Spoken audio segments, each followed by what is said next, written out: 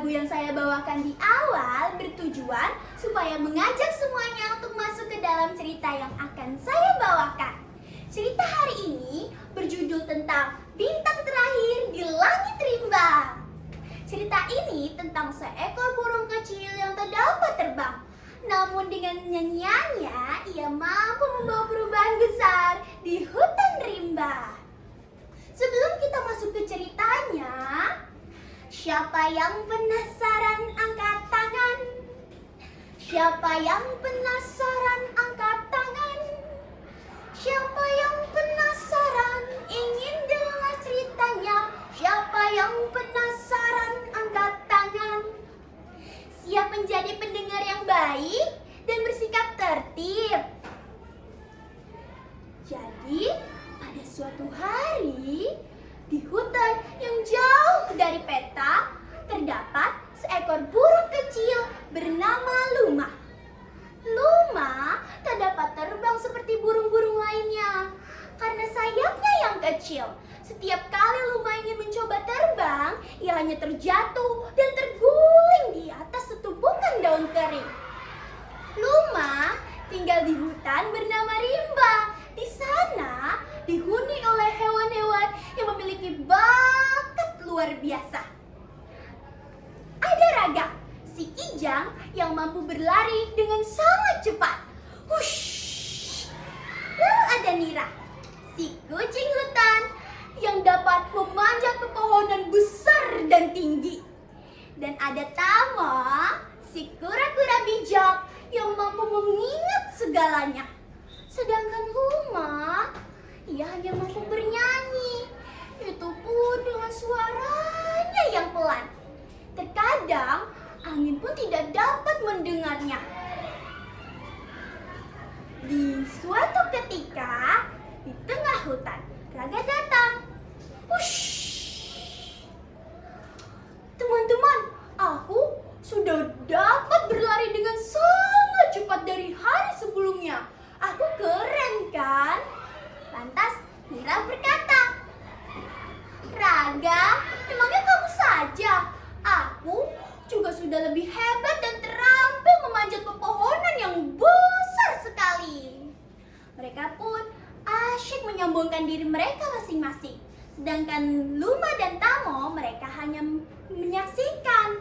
Hingga suatu saat Nira bertanya kepada Luma, Luma, lalu apa bakatmu? Beritahu kami.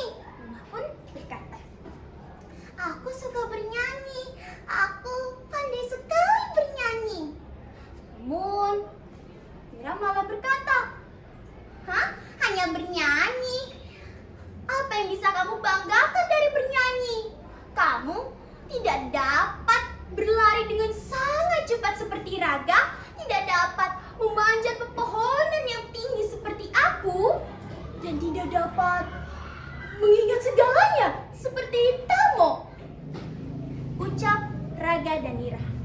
Luma yang mendengar itu merasa sangat sedih. Luma pun meninggalkan Tamo, Nira dan Raga di tengah hutan.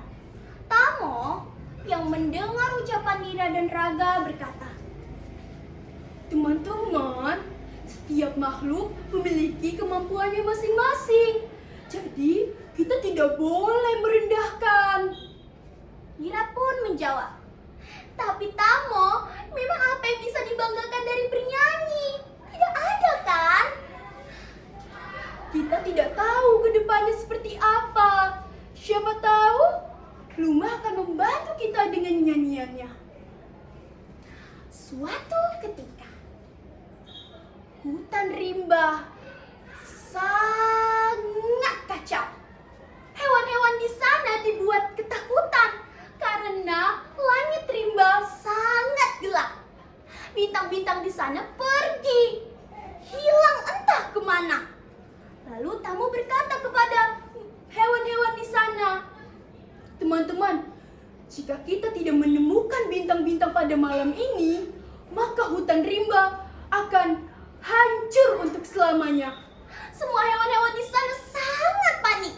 Mereka berlarian ke sana ke sini untuk mencari di mana bintang-bintang itu pergi. Dan Nira berkata,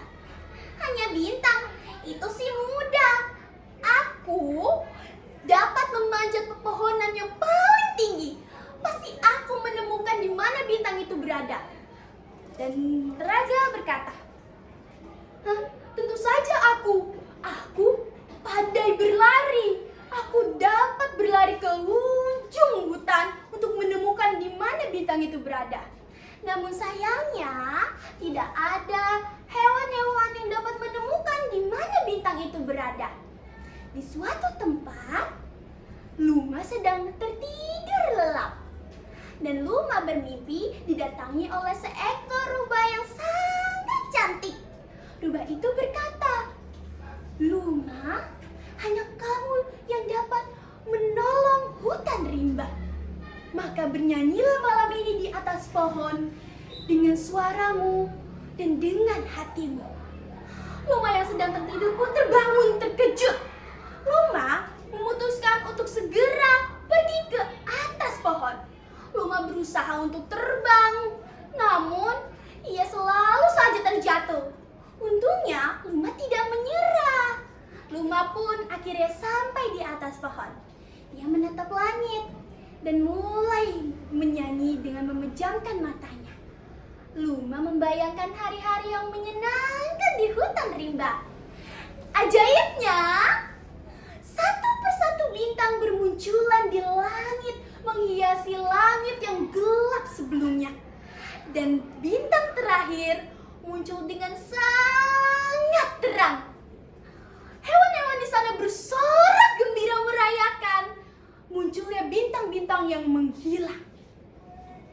Dan sejak saat itu, setiap malam ketika bintang-bintang mulai redup, suara Luma terdengar terbawa oleh angin untuk mengingatkan hewan-hewan lainnya agar mengetahui bahwa hal kecil pun dapat membawa perubahan besar di hutan rimba.